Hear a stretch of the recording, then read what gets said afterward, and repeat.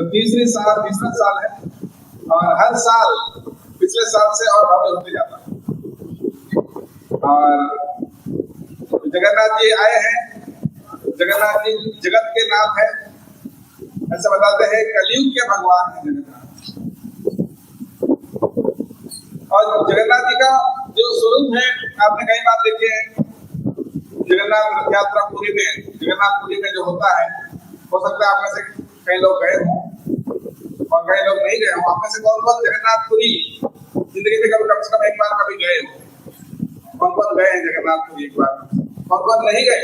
कौन कौन नहीं गए? चलिए, अभी ज्यादा लोग तो नहीं गए। तो कभी जगन्नाथ जी की कृपा हुई तो इस काम की यात्रा होती है, उसी में आप शामिल होकर चल सकते हैं, जगन्नाथ यात्रा। तो जगन्नाथपुरी में ये जो भगवान जगन्नाथ इस रूप से विराजे हैं, और इस रूप का क्या रहस्य? असल में जगन्नाथ जी हैं कौन? कई लोगों को ये भी नहीं पता कि जगन्नाथ जी कौन है। जगन्नाथ बलदेव और सुभद्रा असल में और कोई नहीं बल्कि कृष्ण, बलराम और सुभद्रा, भाई बहन। कृष्ण, बलराम और सुभद्रा। तो वैसे हम कृष्ण जी के मंदिर तो कहीं जगह गए होंगे, लेकिन कृष्ण जी का रूप कैसा रहता है? त्रिभंग सुंदर मुरली बजाते हुए, है ना, 3 जगह मोड़े हुए त्रिभंग श्याम सुंदर, और बगल में राधा रानी के साथ राधा कृष्ण के कई जगह हमने दर्शन किए। लेकिन यहाँ कृष्ण जी का रूप थोड़ा अलग है, यहाँ थोड़ा अलग है। ऐसा क्यों है? आप में से कितने को जिज्ञासा हुई जगन्नाथ जी का ऐसे स्वरूप क्यों है? क्यों ऐसे? उनके बड़े आंखें और उनके चेहरा बहुत खुला हुआ है, और उनके शरीर छोटा है और पैर तो दिखते नहीं है, और उनके शरीर का स्वरूप थोड़ा सा अलग है ना। वैसे क्या कारण है? कई लोग सोचते हैं कि ये मूर्ति अधूरा बनी, लेकिन ऐसा नहीं है। इसके पीछे रहस्य शास्त्रों में बहुत गंभीर और बहुत गहरा तत्व बताया गया है जगन्नाथ जी का इस रूप को। तो इसको मैं समझाने के लिए पुराणों से कुछ हम चर्चा करेंगे। उससे जगन्नाथ जी कौन है और इस रूप में क्यों है, और जगन्नाथ जी का दर्शन करने से क्या लाभ है, ये सब हम जान जाएंगे। तो सबसे पहले भगवान श्री कृष्ण कितने जगह लीला की? कृष्ण जी का जन्म कहाँ हुआ बताइए? कृष्ण जी का जन्म कहाँ हुआ बताइए? बोलिए। मथुरा में जन्म हुआ है ना। मथुरा में जन्म तो हुआ है, लेकिन जन्म के तुरंत बाद कहाँ चले गए? गोकुल वृंदावन है, गोकुल वृंदावन। तो गोकुल वृंदावन में कितने साल रहे? लगभग 11-12 साल। हाँ, 11 साल, करीब 11-12 साल रहे। उसके बाद फिर वहां से कहाँ चले गए? फिर मथुरा गए, और मथुरा में कुछ साल रहे। उसके बाद फिर कहाँ चले गए?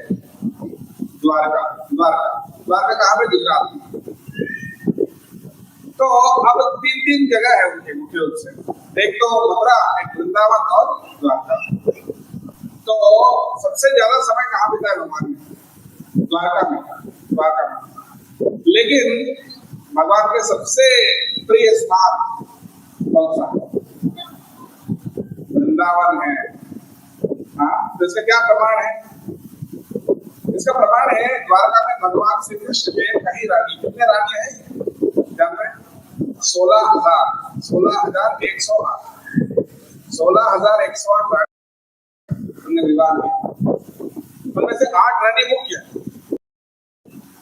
तो अधिकतर समय तो उनके साथ ही थे, लेकिन रानी परेशान थी। परेशान क्यों थी? परेशान इसलिए थी क्योंकि कृष्ण जी द्वारका में रहते हुए भी उनका मन हमेशा द्वारका में नहीं, बल्कि उनका मन वृंदावन में होता था। इसलिए सारे रानियां दुखी थी। एक बार आपस में गोष्ठी करने लगे। एक बार आपस में सब बैठ के चर्चा करने लगे सारे रानियां, रुक्मिणी, सत्यभामा, सत्या, जाम्बवती, कालिंदी, मित्रविंदा, चित्रांगदा, नागनंदिनी, ये सब उनके मुख्य रानी। साइड से। तो ये सारे रानियों ने बैठकर एक गोष्ठी करने लगे, आपस में चर्चा करने लगे, ऐसा क्यों है कृष्ण जी का मन वृंदावन में रहता। तो रुक्मिणी सत्यभामा नहीं, रुक्मिणी जी कहने लगी, जो पटरानी है रुक्मिणी जी, वो कहने लगी बाकी उनके पत्नियों से कि रात भर मैं उनको देखती हूँ, वो लेटे लेटे सोते नहीं है। कृष्ण जी लेटे लेटे रात भर क्या करते हैं, नींद में पुकारते हैं। क्या पुकारते हैं? नाम पुकारते। किनके नाम पुकारते? ब्रजवासियों के नाम पुकारते, ब्रज की गायों के नाम पुकारते, ब्रज की गोपियों के नाम पुकारते, विशेष करके श्रीमती राधा रानी का नाम पुकारते। तो रात भर तो रुक्मिणी जी हैरान है मेरे साथ, पर नाम पुकार रहे हैं राधा रानी। और रात भर वो राधा की चिंता करते हैं। और ये रुक्मिणी जब कह रही है तो सत्यभामा कहने लगी कि सिर्फ रात को नहीं, दिन में भी उनका चिंता सिर्फ वृंदावन का ही रहता है। दिन में भी वो ध्यान नहीं करता, उनको उनका नाम 3-3 बार पुकारने तक उनको सुनाई नहीं पड़ता। तो ऐसा क्यों, ऐसा क्या है वृंदावन में? क्या हम कृष्ण जी को प्रेम नहीं करते? हमारे प्रेम में क्या कमी है? हाँ, और ये जो रानियां हैं कृष्ण जी के, ये कोई साधारण भक्त नहीं है। उन्होंने भी कई जन्मों से तपस्या करके उनके रानी हुए। हाँ, पुराणों में वर्णन है कि 8 पटरानियां जो हैं वो कैसे कैसे उन्होंने तपस्या करी पिछले जन्म में, ताकि वो कृष्ण जी को अपने पति के रूप में पाए। तो पटरानियों ने सोचा कि हम भी तो प्रेम करते हैं, हम भी सेवा करते हैं, फिर भी क्या कमी है? और वृंदावन की लीलाओं में क्या ऐसा विशेष है, क्या विशेष है कि उनके प्रेम में क्या चीज है जो हमारे पास नहीं? तो ये जानना चाहती थी वृंदावन की लीलाओं की रस क्या है, क्या ऐसा विशेषता है वृंदावन में जो द्वारका में नहीं है? तो ये उनके मन में प्रश्न है। ऐसे क्या लीला हुए वृंदावन में? कृष्ण जी के की लीला क्या क्या खिलाए इन लोगों ने ना, कि जिंदगी भर हमेशा उनका ही चिंता करते यार रहते हुए भी क्या है उनका, क्या हुआ वहां पर, ऐसे क्या लीला हुए? तो ये उनका चर्चा का विषय बन गया और ये जानना चाहते थे कि वृंदावन की क्या लीला हुई। हाँ, ऐसा होता है ना। हाँ, जो पति पत्नी होते हैं वो एक दूसरे का बचपन के कहानियां जानना चाहते हैं, अपने बचपन में क्या करी होगी। तो वो भी जानना चाह रहे थे कि कृष्ण जी के बचपन की लीला क्या थे, क्या है वृंदावन में। रोहिणी माता कौन है? बलराम जी की माता। तो बलराम जी की माता से उन्होंने कहा कि आप कृष्ण जी के बचपन की लीला देखें, आप वृंदावन में थे और अभी द्वारका में भी है, दोनों जगह है आप, तो इसलिए आप दोनों को जानते हैं, द्वारका को भी जानते हैं, वृंदावन को भी जानते हैं। तो आप हमें बताइए कि ऐसा क्या विशेष है वृंदावन में, ऐसे क्या विशेष लीला हुई क्यों कृष्ण हमेशा उनका चिंता करते हैं, वहां क्या अद्भुत लीला हुई, हम सुनना चाहते हैं।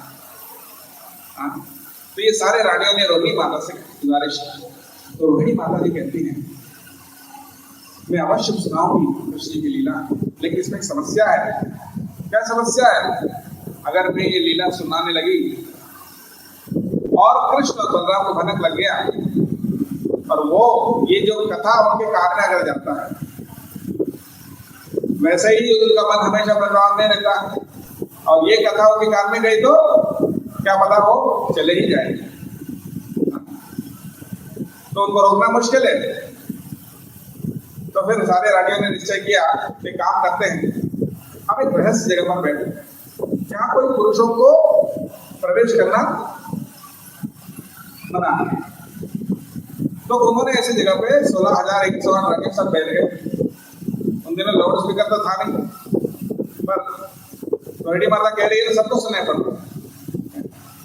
तो रोहिणी माता बैठी और कथा करने लगी, कहा गौशाला में, और वहां पर किसी पुरुष को अंदर प्रवेश करना और चौकीदार के रूप में उन्हें तैनात किया किनको? सुभद्रा महारानी दरवाजे के पास कि आप खड़े रहो और किसी को भी पुरुष को अंदर मत आने देना, विशेष करके कृष्ण और बलराम को बिल्कुल नहीं।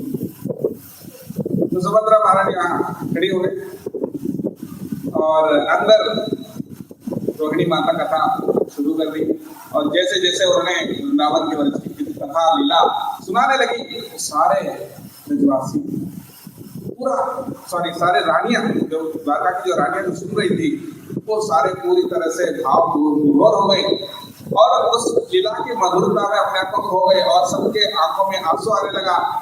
सबके गले में से कोई शब्द नहीं निकल पा रहा था, शरीर कांपने लगा, शरीर के रोंगटे खड़े होने लगे और इस प्रकार के भाव के सारे लक्षण उनके अंदर मौजूद हो गए। और सुभद्रा जी को भी सुनना तो था, सुभद्रा जी भी दरवाजे पे कान लगा के सुन रही थी और वो भी सुन रही थी और उनको भी ऐसे ही हो गया, उनके भी मुंह से कोई शब्द नहीं निकल पा रहे थे, आंखों से आंसू आने लगा, एक पूरे भाव में चली गई। और उसी समय क्या हुआ, कृष्ण और बलराम को अपने समझ में आ गया कुछ तो चल रहा है, कुछ तो चल रहा है, यहाँ पे गौशाला में कुछ तो चल रहा है, सारे रानियां रोहिणी माता सब गाय वे सब मिलके कुछ तो चर्चा कर रहे हैं, हमें सुनना है। और वो वहां पहुंच जाते हैं और सुभद्रा महारानी का काम क्या था, अंदर प्रवेश नहीं करने देना, लेकिन सुभद्रा महारानी तो कुछ बोल नहीं पा रहे, उनका गला रुक गया, आवाज नहीं निकल रही, तो इसलिए उन्होंने क्या किया, सिर्फ उनके दोनों हाथों को ऐसे उन्होंने लंबा कर ली और कृष्ण बलराम वही रुके, पर रुके उनको भी सुनाई पड़ रहा था, इसलिए बोलते दरवाजा को भी कान इसलिए वहां खड़े खड़े भी उनको सब सुनाई पड़ रहा था और अपनी लीलाओं का कथा जैसे उनको लगा, जो डर था वही सच उनको सुनाई दी। कृष्ण और बलराम के काम में उनके खुद के बचपन के ब्रज लीला सब काम में आ गए और फिर वो भी भाव में चले गए। और वो भाव जब भगवान का भाव जैसा बदलता है उसका रूप भी बदलता है। जैसा मान लीजिए किसी को गुस्सा आता है तो उनका चेहरा कैसे हो जाएगा, कोई गुस्से में होता है तो चेहरा बदल जाता है ना, कोई खुश है उसका चेहरा बदल जाता है, चेहरे से पता चल जाता है। तो जैसे उनका भाव है वैसा उनका रूप बदलता है, हम सबको भी होता है ना। दुखी है तो उनका चेहरा अलग होता है, गुस्से में है चेहरा अलग होता है, खुश है अलग होता है ना। लेकिन हम थोड़ा सा अपने चेहरे में थोड़ा चेंजेस आते हैं लेकिन पूरे बॉडी में नहीं आते। लेकिन भगवान के जब भाव बदलती है तो उनका पूरा रूप भी बदल जाता है। तो जैसे उनको वृंदावन का भाव याद आया, वृंदावन का प्रेम, ब्रजवासियों का जो प्रेम है वो जैसे उनको याद आया तो उनका पूरा रूप भी पूरी तरह से और पूरी तरह से बदलकर उनका रूप इस प्रकार से कुछ हो गया, उनकी आंखें बड़े हो गई, उनके हाथ ऐसे सामने चले गए जैसे वो ब्रजवासियों को आलिंगन करना चाहते हो, उनके पैर भी अंदर चले गए, तो पूरा शरीर अंदर चला गया और उनके मुंह से लाड़ टपकने लगा। तो ऐसे भाव में उनके पूरे शरीर ही लगभग उनके शरीर, यहाँ जगन्नाथ जी के सबसे बड़ा विशेष क्या दिखता है आपको, उनके जगन्नाथ जी का सबसे बड़ा क्या दिखता है, उनकी आंखें चक्के जैसे आंखें, यानी उनने आंखें इतने बड़े कर लिए कि कब मैं राधा रानी को देखूं। तो ऐसा भाव में वो चले और सुभद्रा महारानी को भी वो कथा सुनकर इतना लज्जा होने लगा कि मैंने अपने भाइयों को रोक दिया, मैंने अपने भाइयों को अपने प्रवेश करने से रोका, इसलिए उस लज्जे से वो दोनों हाथों को उनके भी शरीर के अंदर चले गए, इसलिए उनके सुभद्रा जी के हाथ में दिखते। तो इस प्रकार से जब ये रूप में वो बदल गए तो उसी समय पर देव ऋषि नारद जी वहां पहुंचे और नारद जी सबसे मतलब आजकल जो न्यूज चैनल है सब फेल, हमारे न्यूज चैनल आधा सच आधा गलत बताते हैं ना, लेकिन नारद जी पूरे विश्व ब्रह्मांड के सारे न्यूज जानते हैं, तो उसी समय, और पता नहीं कैसे भगवान को प्रेरणा देते, उसी समय सही समय पर पहुंच जाते हैं। तो नारद जी वहां पहुंच गए और ऐसे सुंदर स्वरूप को उन्होंने दर्शन किया और उन्होंने कहा, और जैसे वो इस प्रकार से कृष्ण बलराम और सुभद्रा जी का रूप का दर्शन किया, तो नारद जी को देखकर फिर वो संभल गए, तीनों अपने ओरिजिनल स्वरूप में वापस हो गए। और जैसे वो ओरिजिनल स्वरूप में आ गए तो नारद जी कहते हैं नहीं नहीं नहीं नहीं, मुझे वो रूप में वापस आपको दर्शन। अभी अभी जो आप रूप दर्शन दिखाए वो इसी रूप में हम फिर दर्शन करना चाहते हैं। सिर्फ हम ही नहीं बल्कि ये चाहते हैं कि सभी को ऐसे रूप का दर्शन करने का मौका मिले। फिर कहते हैं अवश्य आपकी इच्छा को हम पूर्ण करेंगे। कलयुग में जगन्नाथपुरी में नीलाचल में जगन्नाथ बलदेव और सुभद्रा के रूप में इस प्रकार से हम प्रकट होंगे और वहां पूरा दुनिया हमारा इस रूप सुंदर रूप का दर्शन कर रहा है। तो ये कोई कृष्ण का साधारण रूप नहीं है। इसलिए शास्त्रों में कहते हैं भगवान के कई अवतार है। भगवान के कितने अवतार है? कोई लोग कहते हैं 10, कोई लोग बोलते हैं 21, कोई बोलते 24, लेकिन असल में भगवान के कितने अवतार? असंख्य। भगवान के असंख्य अवतार है, लेकिन इन सारे अवतारों में से सबसे सुंदर स्वरूप भगवान का कौन सा है? शास्त्र कहते हैं श्याम एव परो रूपम। कृष्ण का भगवान का सबसे सुंदर रूप कौन सा? श्याम, कृष्ण, घनश्याम। बारिश के मौसम के बादलों जैसे रंग है और अति सुंदर है। कृष्ण इतने सुंदर है कि भगवान नारायण और जो देव कन्याएं हैं, सभी उनके रूप से आकर्षित हो जाते हैं। लक्ष्मी जी, सची, पार्वती सभी उनके रूप से आकर्षित। तो उनका इतना सुंदर स्वरूप है, लेकिन कृष्ण जी का सभी कई रूप है। कृष्ण जी के सबसे सुंदर स्वरूप कौन सा है? जगन्नाथ। जय जगन्नाथ स्वामी की। जगन्नाथ जी कृष्ण का भी जब सबसे सुंदर स्वरूप जो हो जाता है वो जगन्नाथ। तो ये है जगन्नाथ बलदेव और सुभद्रा बनाने का रूप की। तो ये तो इनका रूप की कथा बताया। अब एक और प्रश्न है, तो जगन्नाथ जी का रथ यात्रा क्यों निकालते हैं? ठीक है, अब समझ गए कि जगन्नाथ जी का रूप ऐसा क्यों है। तो अब सवाल है कि वो रथ यात्रा में क्यों जाते हैं? उसकी कथा एक और पुराण में सुनना चाहते हैं कि प्रसाद लेने की जल्दी तो कौन कौन सुनना चाहते हैं? हरि बोल, हरि बोल। तो ये भी कथा सुना देते हैं, और ये तो सबसे रोमांचक कथा है। कृष्ण जब वृंदावन में थे, अक्रूर जी को भेजा कंस ने। पहले कंस ने तो बहुत सारे असुरों को भेजा, बहुत सारे असुरों को एक के बाद एक भेजा। सबसे पहले पूतना आई मारने के लिए, वो खुद मर गई।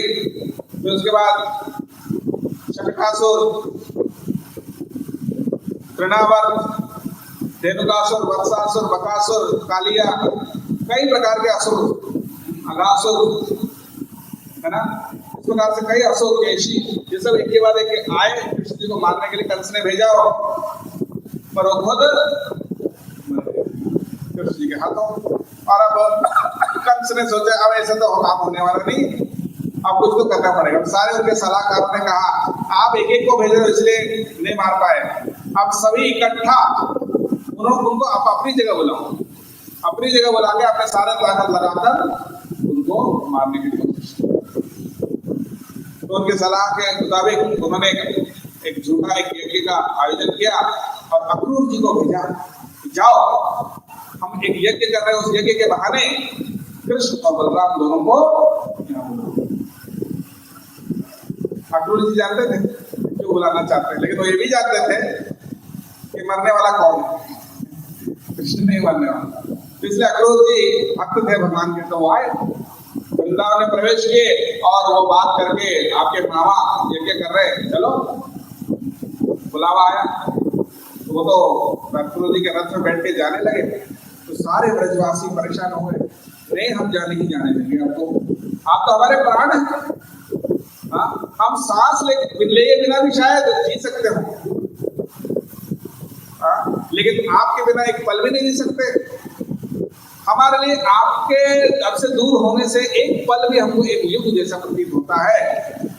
एक पलक झपने का जो समय है वो हमारे लिए 12 साल जैसा लगता है। इसलिए ब्रह्मा जी को कोसते हैं, हाँ ब्रह्मा जी को गोपियां क्या कहते हैं, बोलते हैं जड़ उदीक्षता पक्ष्मकृतृषाम, ये ब्रह्मा जी मूर्ख है, ब्रह्मा जी क्या है, मूर्ख है, बेवकूफ है। क्यों? जड़ बुद्धिहीन है। कौन कह रहा है? वो क्या कह रही है? क्यों क्यों भाई, क्या किया उन्होंने गलती? ब्रह्मा जी इसलिए मूर्ख है क्योंकि उन्होंने आंखें ऐसी बनाई कि उसको पलक झपना पड़ता, बल्कि जबे बेरे आप एक साथ लगातार देख नहीं सकते। तो कृष्ण को जब हम देखते हैं तो बीच में पलक झपटे, और पलक झपटे का जो समय हमें लगता है कि युग बीत गया, और ऐसे मूर्ख ब्रह्मा ऐसे आंखें बनाए जिसे पलक झपना पड़ता, तो एक पलक झपने का समय हम नहीं रह सकते आपके बिना। तो आप मथुरा जाओगे कैसे हम रह पाएंगे? संभव ही नहीं। और ये कहते हुए गोपियां सब लेट गई रास्ते में, आपको जाना है तो हमारे ऊपर से रथ ले जाते, हम नहीं जाने देंगे। तो कृष्ण जी कहते हैं क्यों इतना बड़ा सीन बना रही, हाँ 1-2 दिन में तो आ जाऊंगा वापस, हाँ तो शहर भी घूम लेते हैं, गांव में कितने समय रहेंगे, तो शहर के क्या सूरत है वो थोड़ा देख ले, तो मामा जी बुलाए उनको भी देखना है ना। तो 1-2 दिन में घूम के आ गया, तो थोड़ा हमको भी घूमने दो, 2 दिन में आ जाऊंगा, आप क्यों परेशान हो रहेगा दर्शन बेकार में। बस 1-2 दिन की बात है, आज गया कल नहीं परसों आ गया वापस। तो वो क्या कहती थी, तो कृष्ण जी की खुशी उनकी खुशी है, तो कृष्ण की खुशी है जाने में, तो चलो जाओ, जाने दिए। और वो कल नहीं परसों 2 दिन कहाँ तक पहुंच गए, और कल नहीं परसों और बोलकर कितने समय बीत गया, 100 साल बीत गए, सोचो।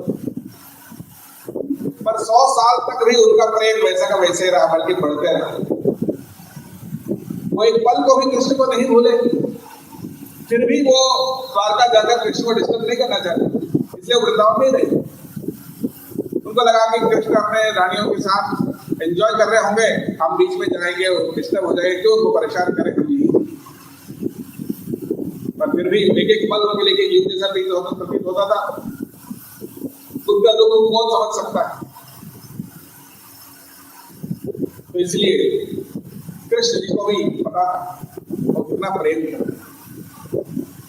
तो एक ऐसा अवसर मिला, सूर्य ग्रहण का समय, 100 साल के बाद की बात है। कृष्ण जी वृंदावन छोड़कर 100 साल हो गए, द्वारका में है अभी, उनके बच्चे पोते परपोते सब हो गए, है ना। तो इतने में कृष्ण एक समय आया सूर्य ग्रहण। अब सूर्य ग्रहण के समय पर सारे यदुवंशी ने सोचा हम कहाँ जाएंगे, पूजा करने जाएंगे। सूर्य ग्रहण होता है तो समय पर अशुभ है, तो समय कुछ अच्छे पूजा वगैरह को पूजा पाठ करने के लिए लोग जाते थे अलग अलग स्थान पे। तो एक अच्छा पवित्र स्थान है, धार्मिक स्थान कौन सा? कुरुक्षेत्र। कुरुक्षेत्र जहाँ महाभारत युद्ध हुआ, तो कुरुक्षेत्र में सभी ब्रजवासियों ने सोचा कि हम जाकर पूजा करके आएंगे। सॉरी, सभी यदुवंशियों ने, यानी कृष्ण और यदुवंश के परिवार जो है वो सारे सबने पूरा प्लान बनाया कि वहां कुरुक्षेत्र में जाएंगे। तो ये बहाना मिला यदु अपने ब्रजवासियों को भी कि हम भी जाएंगे कुरुक्षेत्र, वहां कृष्ण जी से मिलेंगे। ये भी गए, हाँ तो ये गए कुरुक्षेत्र में, और 100 साल के बाद उनके पूजा करके जैसे वो वापस लौटने लगे, कृष्ण बलराम और सुभद्रा अपने रथ में बैठे, कहाँ जाने के लिए? द्वारका वापस जाने के लिए। इतने में पहुंच गए सारे ब्रजवासी, और ब्रजवासी को 100 साल के बाद कृष्ण जी ने विशेष करके राधा रानी उनके सामने, उनके रथ के सामने, तो राधा रानी को देखकर फिर से वही भाव जो नारद जी ने देखा, वैसा रूप वापस से।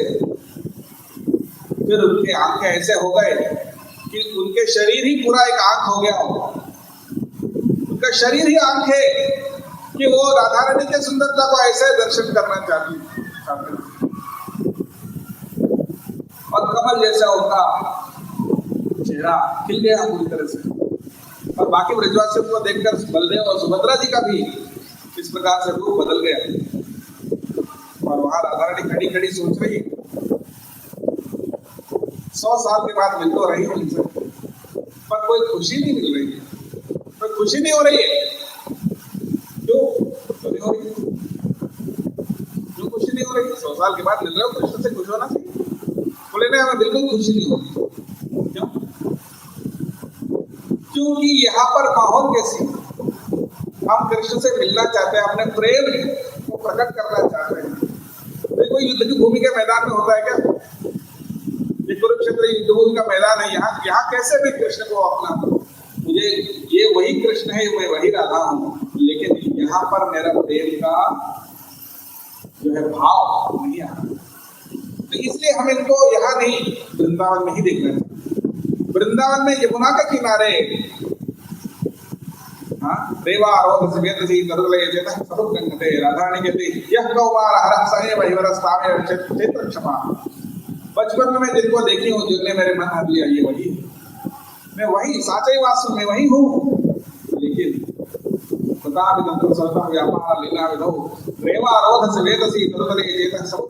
बोलते हैं कि हमको यहाँ मूड नहीं आ रहा, हमको इनको वृंदावन में देखना। ये भाव समझ गए कौन? बाकी जो ब्रजवासी थे राधा रानी के साथ जो आए हैं, वो सब समझ गए कि राधा रानी का भाव यहाँ पर वो कंफर्टेबल नहीं है। तो इसलिए उन्होंने सोचा कि इनको वृंदावन की ओर ले चलते हैं। तो सभी ब्रजवासियों ने उस रथ को जिसपे कृष्ण बैठे हैं उनको खींचते हुए वृंदावन के ओर, और यही सबसे पहली रथ यात्रा है। और रथ के ऊपर कौन है? कृष्ण है, लेकिन कौन सा रूप में है? ऐसे जगन्नाथ के रूप में। राधा रानी को देख के ऐसा रूप बदल गया, तो उनको लेकर सारे ब्रजवासी राधा रानी की इच्छा पूरी करने के लिए उनको वृंदावन के ओर खींचते हुए उस रथ को ले जाते हैं। और यही है जगन्नाथ रथ यात्रा। हरे कृष्ण। तो सबसे पहला रथ यात्रा ऐसा हुआ। तो इसी को हम मतलब कोमेमोरेट करने के लिए, उसी भाव से हम जगन्नाथ जी को रस्सी से खींचते हुए उनको अपने हृदय रूपी वृंदावन में विराजते। तो हमें जगन्नाथ जी का रस्सी खींचते हुए सोचना चाहिए, कृष्ण आप इतने समय दूर थे, तो अभी तो आओ हमारे हृदय रूपी वृंदावन में। ब्रजवासी 100 साल दूर थे, लेकिन वो कभी कृष्ण को भूले नहीं थे। लेकिन हम पता नहीं कितने जन्मों से कृष्ण से दूर हो, कृष्ण से कितने जन्मों से दूर है। कृष्ण को भूलकर हम कितने ना कष्ट पाए हैं। 84 लाख योनियों में भटकते भटकते भटकते कभी जानवर बने, कभी इंसान बने, कभी पेड़ बने, कभी देवता बने, कभी कुत्ता बने, कभी इंसान बने, कभी देवता भी बने। लेकिन हर योनियों में वही जन्म, मृत्यु, बुढ़ापा, बीमारी, और ये माया देवी के लात भाव। थोड़ी सी सुख के लिए, थोड़ी सी एक बूंद बराबर सुख के लिए हम एक समुंदर बराबर कष्ट झेल रहे हैं। बताओ, जिंदगी में सुख ज्यादा है, दुख ज्यादा है? सच बताओ। प्रभु जी, स्वामी जी क्या चाहते हैं वैसे नहीं। आप अपने मन से पूछो, जिंदगी में सुख ज्यादा है, दुख ज्यादा है? बताइए, डाउट है? सुख तो एक बूंद के बराबर है, दुख ही दुख है। पैदा होने से ही दुख है। पैदा होने में बच्चा क्या करता है? हंसता है, रोता है? बच्चा पैदा होकर हंसता है पहले कि रोता है? रोता है। अधिकतर तो रोता ही है, कभी कभी थोड़ा हंस लेता है। और बड़ा होता है तो फिर रोता है स्कूल जाने के लिए, स्कूल न जाने के लिए। और फिर स्कूल जाते हैं तो फिर मार्क कम आए वगैरह रोता है, फिर उसके बाद पास होने के लिए रोता है, फिर उसके बाद नौकरी के लिए रोता है, फिर भी नहीं मिलती है। फिर मिल भी गई तो प्रमोशन के लिए रोता है, वो भी मिल गई तो शादी के लिए रोता है, लड़की के लिए रोता है। और वो भी मिल गई तो शादी के बाद और ज्यादा रोता है कि नहीं? तो उसके बाद बच्चे पैदा होने मिले, बच्चे पैदा हुए तो पहले थोड़ा खुश हो जाता है, और बच्चे जब उधम करते हैं तो और ज्यादा रोता है। और उसके बाद धन जायदाद बढ़ाने के लिए रोता है, और जायदाद जैसे बढ़ गया तो उसको बचाने के लिए रोता है। फिर भी कोई भी आ जाए ले जाए, कोई हमारे अपनी संपत्ति को, अपना जो साम्राज्य है उसको कुछ ना हो जाए, उसको बचा के प्रोटेक्ट करने के लिए हमेशा डर में रहता है ना। और उसके बाद बूढ़ा हो जाता है तो मैं कुछ नहीं कर पा रहा हूं बोलकर फिर रोता है, और मेरी मृत्यु निकट आ रही तो रोना ही है, और मृत्यु के समय पर सबसे ज्यादा रोना है। तो बताओ, तो इतना हम रोते हैं, इतना परेशान होते हैं थोड़े से सुख के लिए। थोड़े से 5 मिनट खाते हैं उसका सुख, और थोड़ा सा मैथुन का सुख, बस। और कोई सुख है? इतनी सी जरा सा सुख के लिए हम पता नहीं कितने जन्मों से जानवर की योनि में जाके, कि अलग अलग योनि में भटकते भटकते भटकते भगवान को भूलकर कितना दुख। भगवान कह रहे ये सारे दुख को समाप्त करो, आप मेरे पास आओ।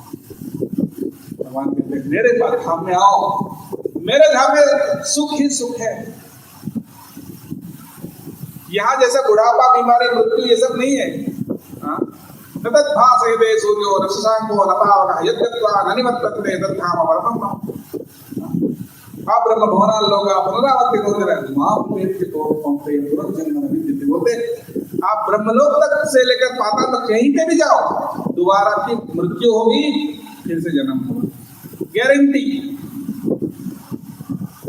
लेकिन सिर्फ जो मेरे धाम में आते हैं उनको दोबारा जन्म नहीं होती है, शाश्वत रूप से जी सकते हैं और सुखी जी सकते हैं।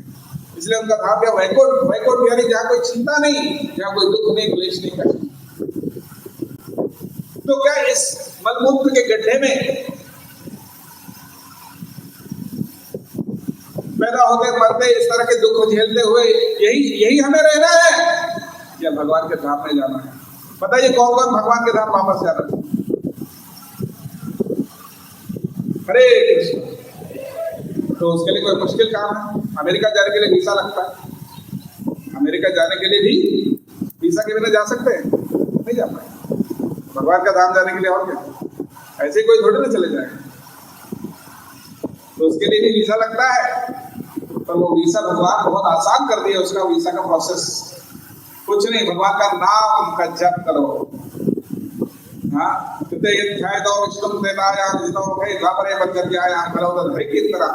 कलियुग में वही आनंद आपको किससे मिलता है? वही सुख, वही गति, भगवत धाम, सिर्फ और सिर्फ भगवान का नाम से और की कथा का श्रवण करने से, भक्तों का संग करने से वही फल मिलता है जो सत्ययुग में तपस्या करने से मिलता था, त्रेता युग में यज्ञ करने से मिलता था, द्वापर युग में अर्चन करने से, पूजा करने से मिलता था। कलयुग में बोलो हरे कृष्णा कृष्णा कृष्णा हरे हरे, हरे राम राम राम हरे हरे। इसका जप और कीर्तन करना बहुत सरल भक्ति मार्ग है।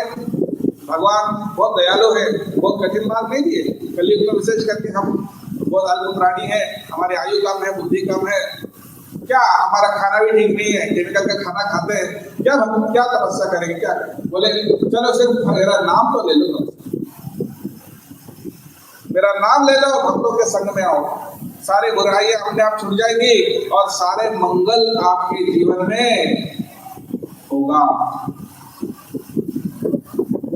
इसमें कोई संशय नहीं। भगवान का नाम लीजिए, भक्तों के संग में आइए, देखिए आपका जीवन कितना मंगलमय होगा। तो तो ये इनविटेशन भगवान खुद दे रहे गीता में, भागवत में, और वही इनविटेशन हमारे इस्कॉन के संस्थापक जगत गुरु ऐसी भक्तिवेदांत स्वामी श्रील प्रभुपाद जी ने भी दिया। और जो जगन्नाथ रथ यात्रा पहले सिर्फ पुरी में होता था और भारत में कुछ जगह होता था, अब वो विश्व के हर कोने में, अमेरिका, चाइना, रशिया, अफ्रीका, जहां तक कि पाकिस्तान में भी इस्लाम की रथ यात्रा निकलती है। आप जान के खुश होंगे मध्य प्रदेश में कितने इस्कॉन के द्वारा कितने रथ यात्रा निकल रही है, पता है? सिर्फ मध्य प्रदेश में, सिर्फ मध्य प्रदेश में इस्कॉन के कितने रथ यात्रा जगन्नाथ जी के निकल रहे हैं? 32 जगह पर इस्कॉन के रथ यात्रा निकल रहे। हरि बोल। ये तो एक राज्य है भारत में, ऐसे कितने राज्य पूरे भारत में, कितने सैकड़ों है, और विश्व में कितने सारों जगह जगन्नाथ जी सबको दर्शन देके, सबको उनका दर्शन देके पावन कर रहे हैं। रथे जमावनम दृष्ट्वा पुनर्जन्म न विद्यते। रथ के ऊपर भगवान जगन्नाथ जी ने दर्शन मात्र करने से दोबारा जन्म नहीं लेना पड़ता है, ये शास्त्रों की घोषणा है, वादा। तो ये मौका प्रभुपाद जी की कृपा से पूरे विश्व भर में जो कृष्ण और राम का नाम नहीं सुने जिंदगी में, वो आज कीर्तन में नाच रहे हैं,